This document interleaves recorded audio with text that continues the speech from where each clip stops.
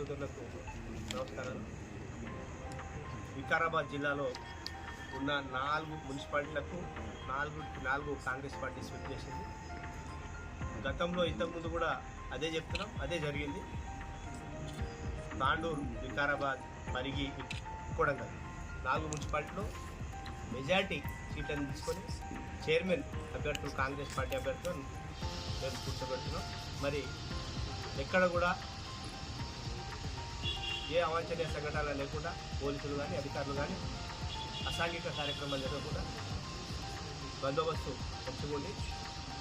మరి పోలీస్ సిబ్బంది కానీ మరి ఇతర సిబ్బందులందరికీ జిల్లా తరఫు నుంచి ప్రత్యేక ధన్యవాదాలు. మరి కాంగ్రెస్ పార్టీకి ఆదరించి మరి మా 6 గ్యారెంటీలు మా ముఖ్యమంత్రి రేవంత్ రెడ్డి గారి యొక్క నాయకత్వంలో 6 గ్యారెంటీలు ప్రజలకు సంక్షేమ కార్యక్రమాలు వారి చెంతకు చేరుతున్నాయి.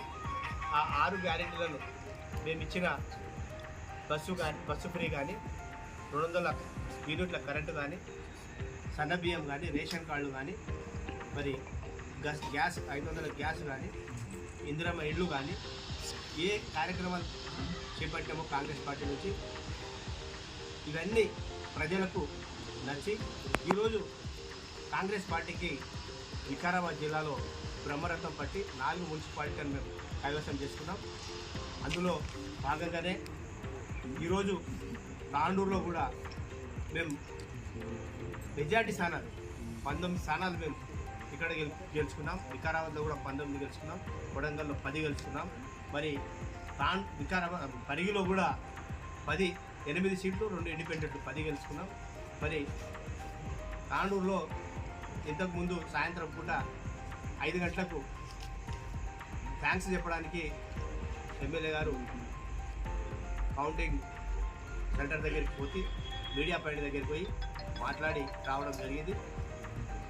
అప్పుడే మేము ఆల్రెడీ 19 సీట్లు గెలుచుకున్నాం.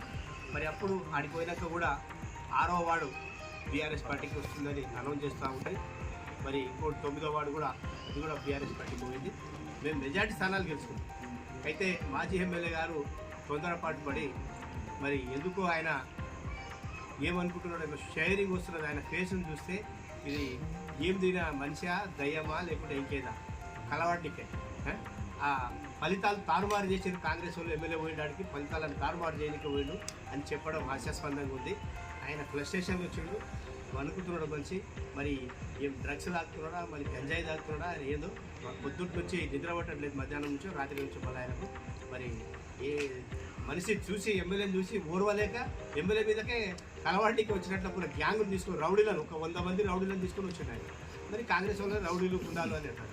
కాంగ్రెస్ వాళ్ళు రౌడీలు గుండాలు లేకపోతే మేము 5 మందిని పోమని ఆయనకు కూడా పర్మిషన్ ఇచ్చింది పోలీసు వాళ్ళు. 5-6 మంది 10 మందిని పోమని పోకుండా మళ్ళీ నా ఇంట ఉన్న 100 మంది రౌడీలను పోతే నేను పోయి మొత్తం కింద మీద చేస్తా అని చెప్పి అందరినీ పిలిపించుకుంటూ వస్తే కొంతమంది గోడలు దుంకి వస్తున్నారు. ఆ గేట్లు ఎక్కి విజువల్స్ ఉన్నాయి. గేట్ ఎక్కేసి లోపలికి దుంకుతున్న విజువల్స్ కూడా ఉన్నాయి. మరి గుండాలు కాంగ్రెస్ వల్ల, బీఆర్ఎస్ వల్ల, మళ్ళీ రోహిత్ రెడ్డి, మనోహర్ రెడ్డి అనేది తేల్చాలి. ఇది తేల్చాలంటే మరి మనోహర్ రెడ్డి బ్యాచ్ ఎంటున్న సభ్యులు, రోహిత్ రెడ్డి ఎంటున్న సభ్యులు ఎవరు ఎక్కడ ఉన్నారు, మరి ఎవరు డ్రగ్స్ తాగిర్రు, ఎవరు మందు తాగిర్రు అనేది తేలాలంటే నేను పోలీస్ అధికారులకు ఎస్పీ గారికి రిక్వెస్ట్ చేస్తున్నా. మరొకసారి కూడా తప్పకుండా వారిని నార్కోటిక్ టెస్ట్ చేయండి. మాకందరికీ ఎవడు బయటపడితే వాళ్ళని శిక్షించండి తప్పకుండా. ఇంకోసారి ఇటువంటి ఆకృత్యాలు చేయకుండా పునరావృతం కాకుండా కూడా మేలు జరుగుతుంది. కానీ ఎస్పీ గారిని తక్షణమే దీని మీద చర్యలు తీసుకోవాలని కూడా ఎస్పీ గారికి కోరుతున్నా. ఎందుకంటే రోహిత్ రెడ్డి ఎక్స్ఎమ్మెల్యే, ఆయనకి ఇంకా నేను ఎక్స్ఎమ్మెల్యే 5 సంవత్సరాలు ఎమ్మెల్యే అయినా ఇప్పుడు ఎక్స్ అయినా ఓడిపోయినా అనేది లేదు. ఇంకా నేను గెలిచే ఉన్నా, ఎమ్మెల్యేని ఉన్నా అనే ధీమాలో ఉన్నాడు ఆయన. బచ్పన్ ఖాళీ అంటారు చూడు, బాల్ బచ్పన్. మా ఎమ్మెల్యే సాబ్ చెప్తాడు ఈ డైలాగ్, బాల్ బచ్పన్ ఖాళీ ఉంది ఆయనకు. మరి ఇంకా ఎక్కడ కూడా బర్దాస్త్ కాకొచ్చింది. అధికారంలో నేనే ఉన్నా, ఇక 28 గెలుచుకున్నా అంటే 28 లాగా ఏం లేదు, ఎటు కాకుండా అయిపోయింది. కాబట్టి ఇప్పుడు పరిస్థితి ఘోరంగా ఉన్నది. ఆయన తాండూరు విడిచిపెట్టి వదిలిపించి వెళ్ళిపోతేనే బాగుంటుంది. ఆ వచ్చిన 10-12 సీట్లు కూడా ఆ డాక్టర్ సంపత్ దయ వల్ల వచ్చింది. ఆ డాక్టర్ సంపత్ లేకపోతే డిపాజిట్లు కూడా రాకుండా, ఇప్పుడు 4-5 కూడా రాకుండా అటువంటి పరిస్థితి ఉంది. కాబట్టి దయచేసి నేను ఆయన ఇంకోసారి కూడా చెప్తున్నా, స్టేట్ మొత్తం ఇంకోసారి కూడా చెప్తున్నా, రోహిత్ రెడ్డిని ఆలోచన చేసి మాట్లాడాలి, కాంగ్రెస్ గుండా అని చెప్పకుండా. అదేవిధంగా ఈరోజు తెలంగాణ రాష్ట్రంలో కాంగ్రెస్ పార్టీ బ్రహ్మరథం పాడింది. ఎందుకు? ఈరోజు ముఖ్యమంత్రి రేవంత్ రెడ్డి గారి యొక్క నాయకత్వంలో పిసిసి అధ్యక్షులు మహేష్ గౌడ్ యొక్క ఆధ్వర్యంలో కాంగ్రెస్ పార్టీకి జనాలు బ్రహ్మరథం పాడి దాదాపుగా 90 సీట్లు మేము గెలవబోతున్నాం. మరి మెజారిటీ సీట్లు మున్సిపాలిటీలో మేము గెలుస్తున్నాం. ఎందుకంటే ఈ కాంగ్రెస్ పార్టీ యొక్క నాయకత్వాన్ని నమ్మి ప్రజలు ఓటేసారు. ఈరోజు కేటీఆర్ కానీ మరి హరీష్ రావు కానీ ఇష్టం వచ్చినట్లు మాట్లాడి ఏం చేసుకున్నారు అనేది మరి ఇప్పుడైనా కనీసం వాళ్ళ మాట్లాడే ధోరణిని మార్చుకోవాలి. నోరు తెరిస్తే వాడు అది చేస్తే వీరిది చేస్తే మరి బాకీ కార్డ్ అనేది ఒకటి అందరికీ ఇంటింటికి పంపించడం మొన్న ఆ బాకీ కార్డు కాదు. మరి మీ బాకీ కార్డు ఏమేమి ఉందో ఫస్ట్ అది తెలుసుకోండి. 10 సంవత్సరాలు మీరు రాజకీయం చేసారు, అధికారాన్ని ఎంజాయ్ చేసారు, ఈ రాష్ట్రాన్ని లూటీ చేసి అప్పుల పాలు చేసిపోయారు. ఆ రోజు తెలంగాణ వచ్చినప్పుడు మీకు 65,000 కోట్ల రూపాయలు మిగులు బడ్జెట్ మీకు అందించారు. మరి మీరు 10 సంవత్సరాలు పాలించిన తర్వాత కాంగ్రెస్ పార్టీకి అధికారంలో వచ్చినప్పుడు 8 లక్షల లోటు బాకీ చేసి 8 లక్షల రూపాయలు బాకీ చేసి 8 లక్షల కోట్ల రూపాయలు బాకీ చేసి మాకు అప్పచెప్పారు.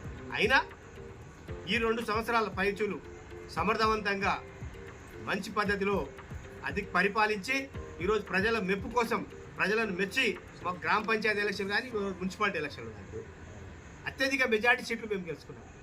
దీనికి తీసుకొచ్చి బుద్ధి తెచ్చుకున్నాక కనీసం మాట్లాడే ధోరణినన్నా ఈ రోజన్నా మీరు మార్చుకుంటే బాగుంటుందని కూడా వారికి హెచ్చరించుకుంటూ మరి రాబోయే రోజుల్లో కూడా ఇప్పుడు మండలం కానీ జిల్లా పరిషత్ కానీ మొత్తం మేమే తెలంగాణ రాష్ట్రంలో కైవసం చేసుకుంటాం. తప్పకుండా కాంగ్రెస్ పార్టీ జెండా ఎగిరించి మరి ఈ మిగతా 3 సంవత్సరాలు ఏవైతే ఉన్నాయో ఆ 3 సంవత్సరాల్లో కూడా హామీలు ఇచ్చిన దాంట్లో మిగిలిన హామీలు మేజర్ ఏంటంటే వృద్ధులకు 4,000 పింఛన్లు, మరి అదేవిధంగా మహిళలకు 2,500 రూపాయలు తప్పకుండా అవి 2 గ్యారెంటీలు తప్పకుండా మేము వాళ్ళకు అమలు చేస్తాం. ఇంకా మాకు టైం ఉంది. రైతులకు కూడా రుణమాఫీ 2 లక్షల రూపాయల రుణమాఫీ కూడా మొత్తం చేయడం జరిగింది. రైతు బంధు కూడా మేము తప్పకుండా కూడా రైతు బంధు చేస్తున్నాం. ఈ ఇన్స్టాల్ వేసేది ఉన్నది. ఈ వారంలో రైతు బంధు కూడా వేస్తారని ముఖ్యమంత్రి గారు చెప్పారు. మరి అది కూడా అమలు చేస్తాం. ఏ స్కీమ్ను కూడా ఆ రోజు చెప్పిన మాట ప్రకారం ప్రతి ఒక్కటి ప్రజలకు తప్పకుండా కాంగ్రెస్ పార్టీ అమలు చేస్తుంది. రేవంత్ రెడ్డి గారి నాయకత్వంలో కాంగ్రెస్ ప్రభుత్వాన్ని ముందు తీసుకొని వెళ్తామని చెప్పుకుంటూ ఈ అవకాశం ఇచ్చిన మీ అందరికీ ధన్యవాదాలు చెప్పుకుంటాను. జై హింద్, జై కాంగ్రెస్.